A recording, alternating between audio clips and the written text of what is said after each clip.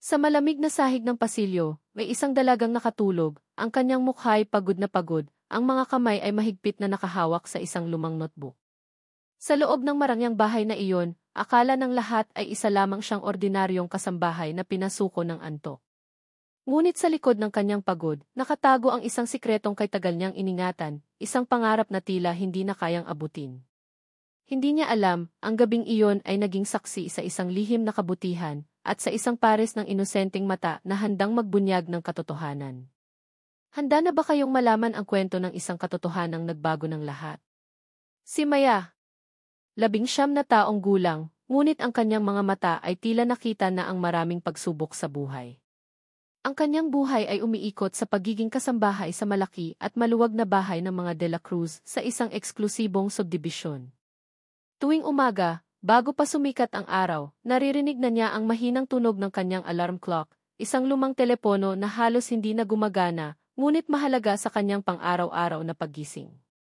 Ang amoy ng sariwang pandesal mula sa kapitbahay ay sumasalubong sa kanya habang lumalabas siya sa kanyang maliit at simpleng kwarto.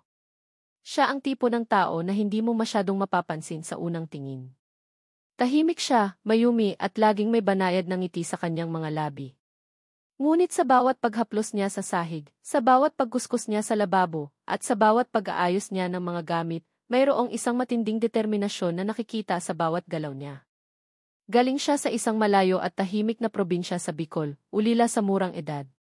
Ang kanyang lola ang nagpalaki sa kanya, at mula pa noong bata siya, itinanim na sa kanyang isip ang halaga ng edukasyon, ang tanging susi, sabi ng lola niya, para makalaya sa tanikala ng kahirapan. Ang kanyang maliit na kwarto ay hindi kalakihan, ngunit malinis na malinis. Sa gilid ng kanyang kama, mayroon siyang isang lumang kahon, kung saan maingat niyang inilalagay ang bawat sentimong kanyang kinikita. Ito ang kanyang future fund, ang kanyang pangarap na makapagtapos ng kolehiyo, kahit na paano. Pinipilit niyang mag-ipon. Minsan, sa tanghalian, mas gusto na lang niyang kumain ng kaunting kanin at asin, o kaya ay magdala ng sariling baon na itlog na maalat, para lang makatipid sa budget. Ang pamasahe papunta sa palengke ay madalas niyang nilalakad, kahit na malayo, upang ang mga barya ay makaragdag sa kanyang iniipon. Ang mga lumang aklat na nakuha niya sa isang used book sale sa Quiapo ay ang kanyang pinakaiingatang kayamanan. Bawat pahina ay isang hakbang patungo sa kanyang pangarap, isang pag-asa sa kinabukasan na may sariling buhay, isang buhay na may dignidad at katuparan. Sa bahay ng mga De La Cruz, ang pinakamabigat na responsibilidad niya ay ang pag-aalaga kay Leo, ang 10 taong gulang na anak ng mag-asawa. Si Leo ay isang tahimik at mapagmasid na bata, madalas na nakikita sa kanyang kwarto na nagbabasa ng aklat o naglalaro ng video games. Hindi sila madalas mag-usap, ngunit mayroong isang tahimik na pag-unawa sa pagitan nila. Si Leo, sa kanyang murang edad, ay may kakaibang sensibilidad sa mga emosyon ng kanyang paligid. Napapansin niya ang tahimik na pagod ni Maya, ang minsan ay malalim na paghinga nito, at ang pagkutitap ng ilaw sa ilalim ng pintuan ng kwarto ni Maya tuwing gabi. Hindi niya lubusang naiintindihan ang dahilan, ngunit nararamdaman niya ang kakaibang aura ng pagod na bumabalot sa dalaga. Isang gabi, matapos ang isang napakahabang araw, ang pamilya De La Cruz ay nagdaos ng isang maliit na salu-salo para sa kaarawan ng ninang ni Mr. De La Cruz. Si Maya ang naghanda ng halos lahat ng pagkain. Naghiwa siya ng gulay para sa chop suey, nagtimpla ng adobo, at naghugas ng napakaraming plato. Pagkatapos ng gulo at pagod, kailangan pa niyang maglinis ng buong sala. Nang matapos siya, halos hating gabi na. Ang kanyang mga balikat ay nanakit, ang kanyang mga kamay ay nanlalambot, at ang kanyang mga mata ay nanlalabo na sa antok. Alam niya, kailangan niyang mag-aral. Mayroong isang kabanata sa kanyang sociology na kailangan niyang basahin para sa kanyang online class kinabukasan. Dahil sa pagod, nagpasya siyang magbasa na lamang sa pasilyo, sa labas ng kwarto ni Leo, kung saan mas malapit ang saksakan para sa kanyang phone charger, at may kaunting bintana na nagpapapasok ng sariwang hangin. Ang lamig ng sahig ay nagpapaganang bahagya sa kanyang diwa. Ngunit ang antok ay mas matindi kaysa sa kanyang kagustuhang mag-aral. Habang binabasa ang mga pahina tungkol sa social stratification, unti-unting bumibigat ang kanyang mga talukap ng mata. Ang kanyang ulo ay dahan-dahang lumapat sa kanyang notebook na naging unan niya sa oras na iyon. Ang kanyang mga kamay ay nanatiling nakahawak sa lapis, tila ayaw pang sumuko. Ang ilaw mula sa kanyang phone na nakabukas ay bahagyang tumatanglaw sa kanyang pagod na mukha. Sa loob ng kanyang kwarto, nagising si Leo. Narinig niya ang mahinang kaluskos sa labas. Tumindig siya mula sa kanyang kama at lumapit sa pintuan. Maingat niyang binuksan ang pinto. Nakita niya si Maya, tulog na tulog sa sahig, ang kanyang notebook ay nakabukas sa kanyang dibdib. Nakita niya ang kanyang lapis, ang kanyang lumang telepono na bahagyang umiilaw. Hindi siya nagulat, nakita na niya ito dati, sa ibang mga pagkakataon na nag-aaral si Maya ng gabing-gabi. Ngunit ngayon, ito ang unang beses na nakita niya si Maya na natulog sa labas ng kanyang kwarto. Nag-alala si Leo. Alam niyang malamig ang sahig, lalo na sa gitna ng gabi. Ang inosenteng isip niya ay nagsimulang mag-isip kung paano niya matutulungan si Maya. Wala siyang pera, ngunit mayroon siyang isang bagay na maibibigay niya, isang bagay na magbibigay ng init at dahan-dahan. Lumakad si Leo patungo sa kanyang kama. Maingat niyang kinuha ang kanyang paboritong kumot, isang malambot at makapal na kumot na yari sa cashmere, regalo ng kanyang lola noong nakaraang Pasko. Ito ang kanyang pinakaiingatang kumot, ang kanyang pananggalang sa lamig ng gabi. Ngunit sa sandaling iyon, ang pagbibigay ng ginhawa kay Maya ay mas mahalaga kaysa sa kanyang sariling ginhawa. Bumalik siya sa pasilyo, ang kanyang maliliit na paa ay halos walang ingay sa sahig. Lumapit siya kay Maya, ang kanyang puso ay bahagyang bumibilis sa kaba. Nag-alala siya na baka magising niya ito. Ngunit ang kanyang kagustuhang tulungan si Maya ay mas matindi. Maingat niyang iniladlad ang kumot. Dahan-dahan, itinabon niya ito sa mga balikat ni Maya. Ang init ng kumot ay dahan-dahang lumaganap sa balat ni Maya. Sa kanyang malalim na pagtulog, naramdaman ni Maya ang init, ngunit sa kanyang antok, inakala niya na bahagi lang ito ng kanyang panaginip, isang panaginip na mayroong mainit na yakap, isang yakap na nagmumula sa kanyang yumaong lola. Sinigurado ni Leo na maayos na nakabalot si Maya. Tiningnan niya ang notebook na nasa dibdib nito. Nakita niya ang mga kakaibang simbolo at mga salitang hindi niya pa naiintindihan. Ngunit alam niyang importante iyon kay Maya. Pagkatapos, tahimik na bumalik si Leo sa kanyang kwarto. Humiga siya sa kanyang kama, ngunit hindi na siya makatulog agad. Ang kanyang isip ay nanatili kay Maya sa kanyang tahimik na pagtulog at sa lihim niyang pag-aaral. Mula noon, bawat gabi, madalas na siyang sumisilip sa pasilyo. Nakikita niya ang ilaw ng phone ni Maya na nakatutok sa kanyang mga aklat, at ang kanyang puso ay napupuno ng kakaibang damdamin, isang damdaming pinaghalong paghanga, pag-aalala, at isang tahimik na pagnanais na makatulong. Ang gabi-gabing pag-aaral ni Maya ay naging bahagi na ng tahimik na obserbasyon ni Leo. Minsan, nakikita niya si Maya na nakaupo sa kusina, sa ilalim ng dim na ilaw ng fluorescent lamp, habang binabasa ang kanyang mga aklat. Ang tunog ng kanyang pagbuklat ng pahina, ang mahinang paghikab, ang pagpunas niya sa kanyang mga mata, lahat ng ito ay napapansin ni Leo. Nakikita niya kung paano nagsisikap si Maya, kahit na ang tanging ilaw lamang ng phone ang kanyang ginagamit sa ibang mga gabi. Isang gabi, nakita ni Leo si Maya na hirap basahin ang kanyang aklat dahil sa dim na ilaw. Ang kanyang mga mata ay tila nagpupumilit. Kinabukasan, habang abala si Maya sa paglilinis ng sala, may nakita siyang maliit na flashlight na nakalagay sa tabi ng kanyang notebook. Bago ito, wala naman siya nito. Bagong-bago ito at mayroong tatak ng isang tindahan ng mga laruan. Nagtaka siya. Kanino kaya ito? Isang ngiti ang gumuhit sa kanyang labi. Marahil ay naiwan lang ng isang bisita. Hindi siya nagtanong, ngunit ginamit niya ito kinagabihan. Nagkaroon ng bahagyang kagaanan sa kanyang pag-aaral. Ang maliit na ilaw ay nagbigay ng malaking ginhawa sa kanyang mga mata. Hindi lamang iyon. Minsan, paggising niya, mayroong sariwang prutas na nakalagay sa tabi ng kanyang study area sa kusina, isang mansanas, o kaya ay isang saging na sariwang-sariwa pa. Sa ibang mga gabi, mayroon din siyang nakikitang basong gatas na tahimik na iniwan sa kanyang mesa bago siya matulog. Sa isip ni Maya, baka si Aling Nena, ang matandang tagaluto sa bahay, ang gumagawa nito. Madalas siyang magpasalamat kay Aling Nena, at niningitian lang siya nito, sabay sabi, ay, baka si Leo, ang dami kasing kalokohan noon. Hindi niya pinaniwalaan. Bakit naman gagawin ni Leo iyon? Pero ang totoo, si Leo ang gumagawa ng lahat ng iyon. Bawat gabi, pagkatapos matiyak na tulog na ang kanyang mga magulang, tahimik siyang lalabas sa kanyang kwarto. Dahan-dahan siyang susulip sa kusina, at kung makita niyang abala si Maya sa kanyang pag-aaral, babalik siya sa refrigerator para kumuha ng gatas o sa basket ng prutas. Maingat niyang ilalapag ito sa tabi ni Maya, at pagkatapos ay mabilis na babalik sa kanyang kwarto. Ang kanyang puso ay puno ng kasiyahan sa bawat maliit na tulong na kanyang naibibigay.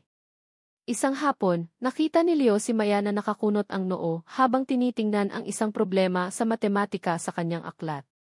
Narinig niya ang mahinang pagbubulong ni Maya, ang hirap naman nito. Hindi ko maintindihan ang formula. Bagamat bata pa siya, matalino si Leo sa matematika. Kinagabihan, habang tulog na si Maya, dahan-dahang lumabas si Leo mula sa kanyang kwarto. May hawak siyang isang aklat ng matematika para sa mga bata, isang aklat na puno ng makukulay na larawan at simpleng paliwanag sa algebra. Maingat niyang inilagay ito sa tabi ng notebook ni Maya, na nakabukas sa isang pahinang may kaugnayan sa problema. Nagtaka si Maya kinabukasan, ngunit sinubukan niya ang pamamaraan na nakasulat sa aklat, at laking gulat niya nang bigla niyang maintindihan ang solusyon. Isang maliit na ngiti ang lumabas sa kanyang mga labi. Unti-unting gumagaan ang pag-aaral ni Maya, at ang mga gabi ay hindi na kasing hirap tulad ng dati. Ang bawat maliit na kilos ng kabutihan ay nagbigay ng lakas sa kanya, kahit na hindi niya alam kung kanino nanggagaling. Ang koneksyon sa pagitan ng tahimik na katulong at ng batang amo ay lumalalim, isang koneksyon na nabuo sa tahimik na pag-unawa at pagmamalasakit, na tila isang invisible na tali na nagbubuklod sa kanilang mga puso. Isang umaga, habang nagkakape si Mrs. De La Cruz sa kanyang opisina sa bahay, abala siya sa pag-review ng security camera footage. Mayroong nawawalang mahalagang dokumento mula sa kanyang desk, at gusto niyang tingnan kung sino ang huling nakita malapit doon. Nag-scroll siya sa mga kuha ng kamera sa pasilyo, sa kusina at sa living room. Bigla siyang napahinto. Sa isang bahagi ng footage, nakita niya si Maya na natutulog sa sahig ng pasilyo, ang kanyang ulo ay nakasandal sa isang notebook. Kumunot ang kanyang noo. Ano ito? Natutulog sa oras ng trabaho, bulong niya sa kanyang sarili, ang kanyang boses ay maihalong inis. Nag-init ang kanyang ulo. Plano na niya itong kausapin ng seryoso, marahil ay pagagalitan, o kung malala, baka pag-isipan na rin niyang tanggalin sa trabaho. Ang ganitong kapabayaan ay hindi niya matatanggap sa kanyang bahay. Ngunit nagpatuloy ang video. At ang sumunod na nangyari ay nagpabago sa kanyang pananaw sa paraang hindi niya inaasahan. Nakita niya ang maliit na figura ni Leo na dahan-dahang lumabas mula sa kanyang kwarto. May dala itong isang bagay, isang kumot. Nakita niya ang pagdampi ni Leo ng kumot sa mga balikat ni Maya. Ang inosenteng kilos ng pagmamalasakit ng kanyang anak ay nagpahinto sa kanyang huling pag-iisip. Napako ang kanyang tingin sa screen. Ang galit sa kanyang dibdib ay unti-unting napalitan ng pagtataka, at pagkatapos ay pagkabigla. Nagpatuloy ang footage, at mas marami pa siyang nakita. Unti-unting nakita niya ang mga gabi-gabing pagpupuyat ni Maya. Ang ilaw ng phone na nakatutok sa mga aklat, ang dilim ng kusina na tanging ilaw lamang ng phone ang nagbibigay liwanag. Ang pagpupunas nito ng mga mata. Ang paghihikab.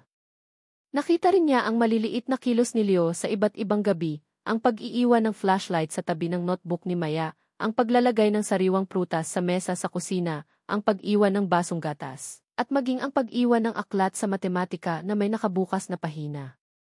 Ang bawat eksena ay parang saksak sa kanyang puso. Ang init ng galit sa dibdib ni Mrs. De La Cruz ay napalitan ng kahiyaan, pagsisisi at paghanga.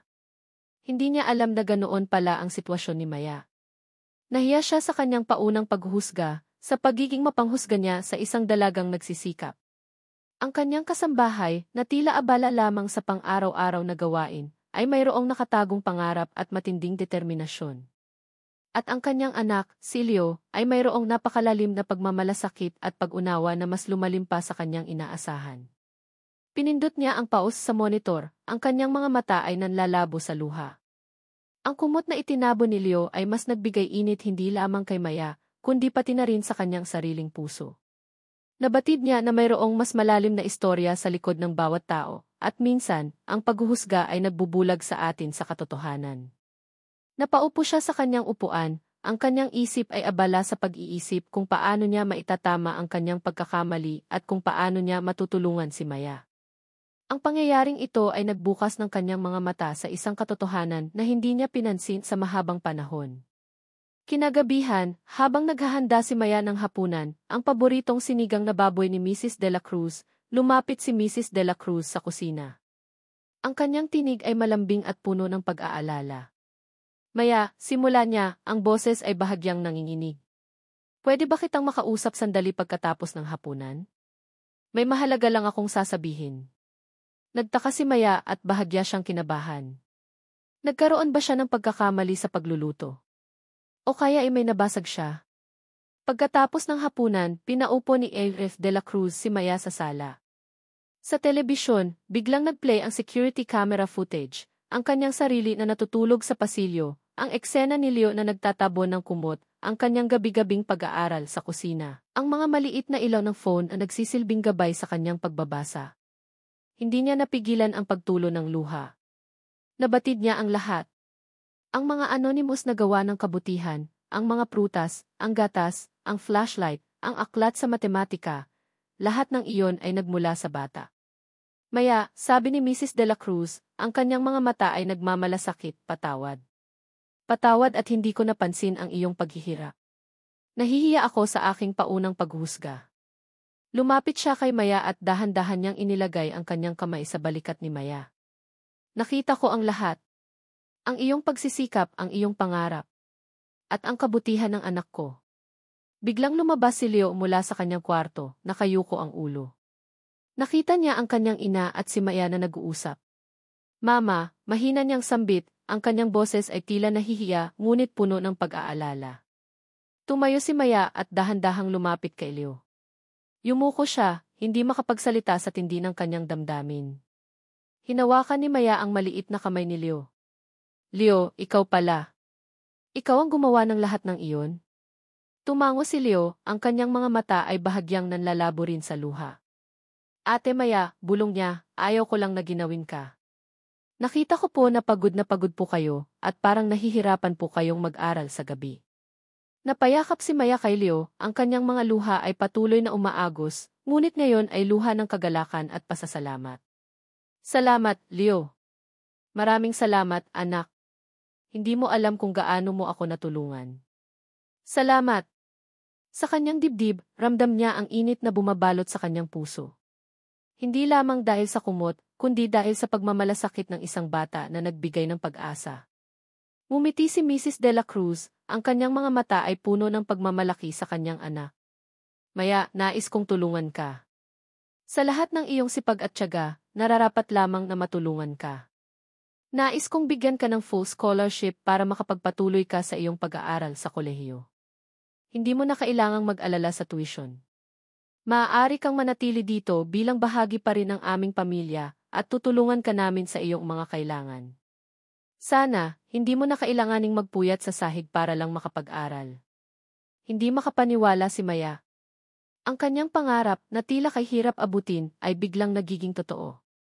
Ito ang pinakamalaking pagpapala na natanggap niya sa kanyang buhay, isang biyaya na nagmula sa kabutihan ng isang bata at sa pag-unawa ng isang amo. Ang kanyang mga luha ay patuloy na umaagos, at sa pagkakataong ito, buong puso siyang yumakap kay Mrs. De La Cruz. Maraming salamat po, Ma'am. Maraming salamat po sa kabutihan ninyo. Hindi ko po kayo bibigin. Ang kanyang boses ay puno ng emosyon at pag-asa. Mula sa gabing iyon, nagbago ang buhay ni Maya. Nagpatuloy siya sa pag-aaral, ngayon ay may kumpiyansa at pag-asa. Nag-enroll siya sa isang state university na may magandang programa para sa education na dati ay hindi niya kayang abutin. Hindi na niya kailangang magpuyat sa ilaw ng phone sa pasilyo. Balance na ang kanyang buhay, sa umaga ay kasambahay pa rin siya ng mga De La Cruz, ngunit ngayon ay maisapat na oras na siya para sa kanyang mga online classes sa hapon, at sa gabi ay maisapat na pahinga. Ang kanyang mga grado ay bumuti, at ang kanyang pangarap na maging isang guro ay unti-unting nagiging malinaw at abot kamay. Ang relasyon niya kay Leo ay lumalim. Hindi na lamang siya ang kanyang kasambahay, kundi isang ate at isang matalik na kaibigan. Madalas silang magkwentuhan tungkol sa mga libro, at si Leo ay laging buong pagmamalaking ibinabalita ang mga tagumpay ni Maya sa kanyang pag-aaral. Kung minsan, tutulungan niya si Leo sa kanyang mga homework, at si Leo naman ang magkukwento sa kanya ng mga bagong aral na natutunan niya sa paaralan. Isang natatanging samahan ang nabuo sa pagitan ng dalawa, isang samahan na higit pa sa kanilang mga katayuan sa buhay.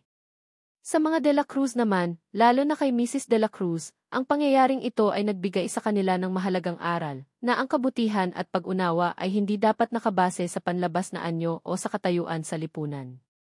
Mahalaga na tingnan ang puso ng bawat isa, at ang tunay na kagandahan ay matatagpuan sa mga tahimik na pagpupunyagi at sa mga maliliit na gawa ng pagmamalasakit. Ang kanilang tahanan ay naging mas mainit at puno ng pagmamahalan dahil sa pagbubunyag ng isang simpleng katotohanan na nagpapatunay ng lalim ng pakikipagkapwa-tao. Ang kwento ni Maya at Leo ay isang paalala na sa bawat sulok ng ating pamayanan, mayroong mga taong tahimik na nagsusumikap, at mayroon ding mga taong may kakayahang magbigay ng kabutihan nang walang hinihinging kapalit. Ang isang simpleng kilos ng kabutihan, isang kumot na itinabon sa isang natutulog na katulong, ang isang flashlight na iniwan sa tabi ng kanyang notebook, ay maaaring maging simula ng isang malaking pagbabago.